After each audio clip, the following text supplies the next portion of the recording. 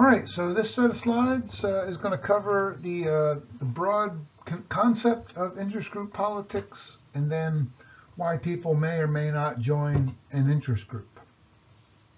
And to frame this, we're going to start out on the next slide talking about James Madison's conception of interest groups, which he called factions, and then the response of critics like E. Schachtschneider.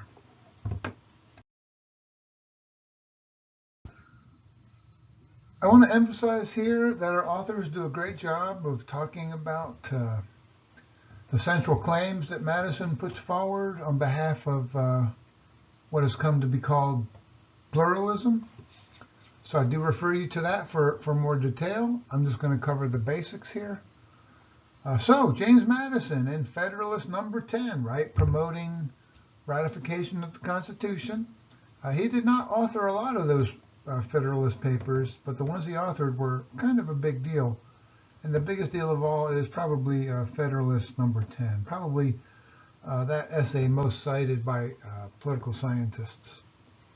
So he argues, right, in Federalist number 10, that economic interests are primary, that's what divides us the most in society. He called it the politics of faction. And he said, that's okay. It's okay that we have factions here.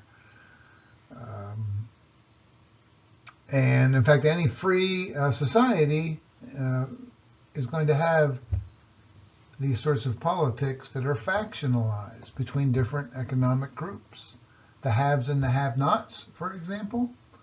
Or, right, if you're a have, right, what kind of a have are you? Are you someone who's engaged in the trade of goods and services? Are you a manufacturer? Are you involved in the transportation of goods? Are you involved in the marketing of services, the provision of service? You know, so different economic groups among the haves. And this is the most important thing, he argued that, look, right, that our politics are dominated by economic groups, and that's fine in his view. Of course, he was a have. He was a slave owner, so you can take that into account. And, you know, sometimes this group is going to win in terms of competing for political power. Sometimes another group is going to win. And in a third case, you had a different group altogether, right? So he said, look, the interest group playing field is level. Everyone's got a chance to join a group, participate in a group. Sometimes your group will win and sometimes your group will lose. But in the end, right, you kind of, you get a fair and equitable distribution of winners and losers through interest group politics, right? That's the essence of pluralism, is it puts group competition through interest groups at the center of our politics and argues that in the long run it produces fair, balanced, and equitable outcomes among the different groups.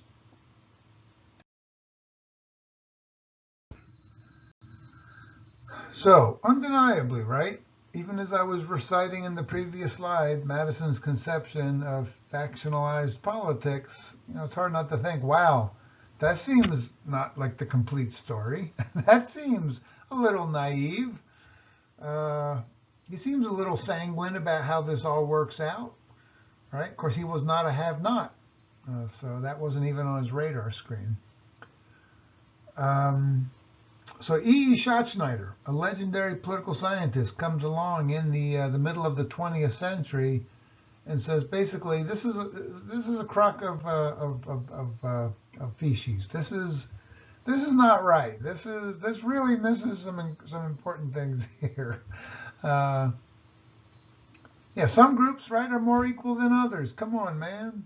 And the more powerful interest groups who represent more powerful interests, like large corporations, they're going to tend to dominate our politics, right? And guess what? A lot of other interest groups are going to represent much weaker interests, and they'll mostly get shut out, and they will almost never win. Or if they win, it'll be on small things. And even more importantly, right, a lot of groups aren't represented at all in interest group politics, or represented very little, like those in prison or the homeless. right? Those on the absolute margins of society. This playing field of pluralism is not equitable. It's not fair. It does not produce balanced. It does not produce balanced outcomes. Right? He puts it quite memorably in this way. The flaw in the pluralist heaven is that the heavenly chorus sings with a strong upper class accent. Right? He's calling bullshit on some of Madison's claims here. And then even more recently, Theodore Lowy, another well-known political scientist, echoes this with his more recent concept of interest group liberalism. And he bemoans a situation in which interest groups representing private interests tend to dominate our politics. And so the public good is rarely addressed. Rather, political outcomes are often driven by powerful private interests. Right, so he kind of builds on Schachtschneider's critique of James Madison. All right, so let's transition now to talking about why an individual may or may not join an interest group as a way to exert their influence in politics. This first slide I want to talk about disincentives, reasons why one might not join an interest group.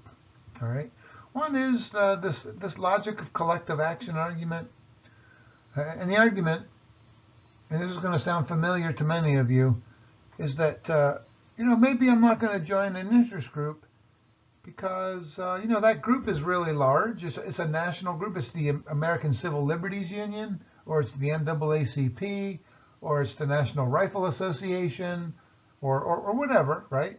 That's a really large group, and they have thousands of members. Why should I join? Like, what difference can I make? I'm just one person, right? I feel pretty insignificant in this larger universe of interest group politics. And doesn't that really in many ways explain why many of us do not vote in elections regularly, right? We feel like, wow, in a presidential election, right, tens of millions of people will vote. How will my one vote make any difference, right? So there's kind of that logic of collective action that discourages a lot of people. I'm not saying it should. I'm not saying that is a normative claim, that that's somehow desirable. I'm just saying empirically, right, that tends to be the way it is for many people. And you've got what's known as the free rider problem, right?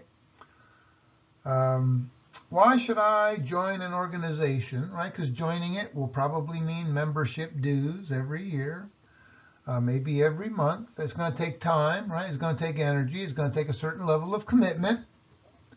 Why would I expend my scarce resources in joining and participating in this group when I can get the benefits that group produces even if I don't join, right? The free rider problem. You might say, look, I'm concerned about global warming. I live in Las Vegas, Nevada. It's getting increasingly hot in the summers. It's becoming somewhat unbearable, right? I probably should join, right, a group that addresses climate change so I can make a difference. But, right, even if I don't join, right, you're still going to have those groups, and they're still going to work on the issue of global warming, and they're probably going to, win at least some victories in favoring things like solar energy production, or windmill energy production, or geothermal energy production, right? And that will help, deal with some of these problems, and I'll benefit, right? Because I live in Las Vegas. I didn't join the group, but the group went forward anyway and got things done, and I can enjoy those benefits without ever expending my own resources, right? The free rider problem.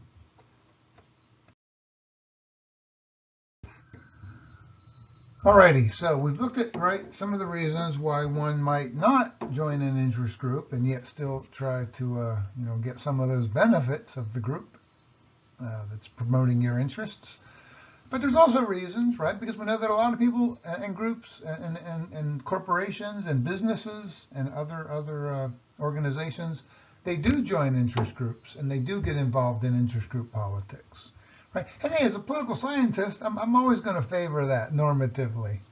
I think interest group politics are an important part of our politics, and I think in a democracy, we the people should get involved in this form of participation, in addition to voting in elections.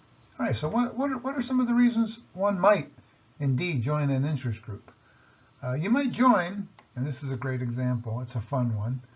You might join a group like the American Association of Retired Persons, AARP, ARP, right? Not necessarily because you're concerned about Social Security or Medicare or other issues related to the elderly here in America. Right, you might join AARP because they have 38 million members, right? 38 million. It's the largest membership group in the U.S. by far. No one else is close. Right? Why do so many people join the AARP? Okay, they're not really joining, I think, for the most part because they're concerned about Social Security and Medicare. They join because you get other benefits, right? Material benefits, and they make the membership fees super low. I think they're like $35 a year, right? Super low. So you're like, how does the AARP make membership so cheap?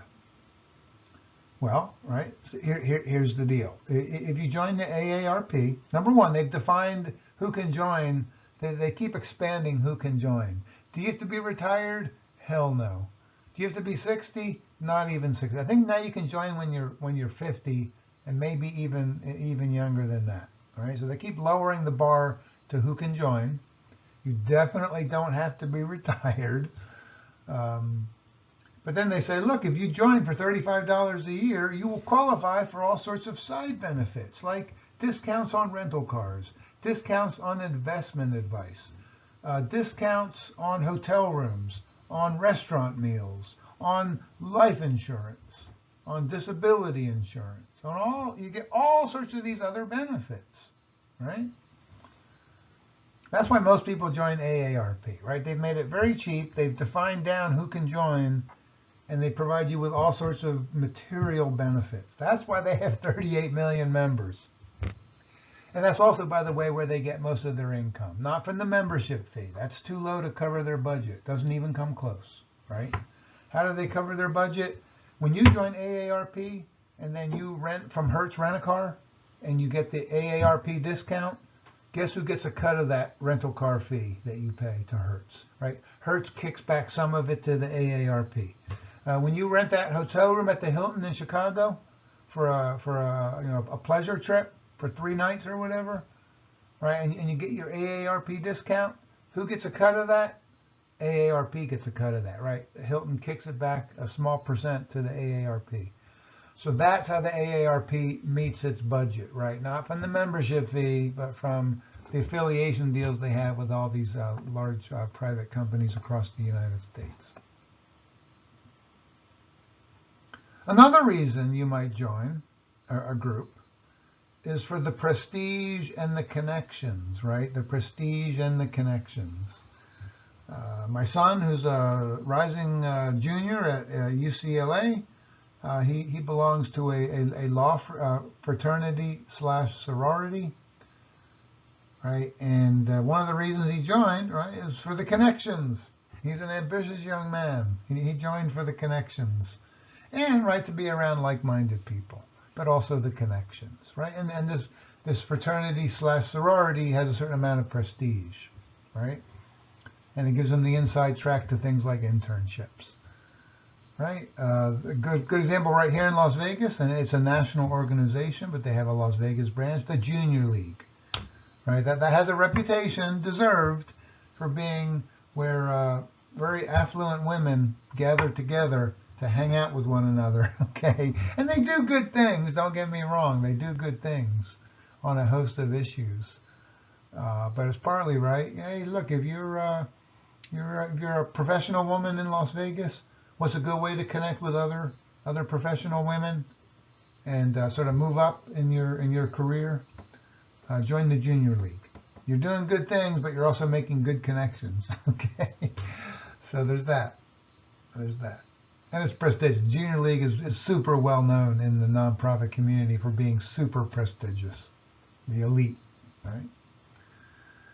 And then finally, and if you can imagine it, right, maybe you join a group because you care about their cause. That's your primary concern.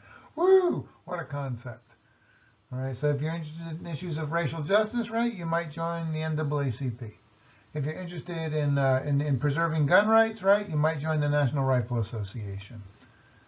If you have kind of a liberal view of the Bill of Rights, you might join the American Civil Liberties Union. All right, so you might just join because you care about that issue. Or maybe you've had a personal experience, right, that leads you to join an organization. My wife, turns out she's a type 1 diabetic, right? And although she does not belong to the, what's it called, the JRDF? I forget even what it stands for. But anyway, it's an organization that represents those with type 1 diabetes, which is, by the way, really different from type 2. Right, so you might join and participate in the JRDF. I think it's JRDF. Right, because you yourself have type 1 diabetes. Right, or maybe you join an interest group that's focused on finding a cure for Alzheimer's, right? Because maybe you have a grandparent who has Alzheimer's, right? A personal connection. All right, so these are some of the reasons that one might indeed join an interest group.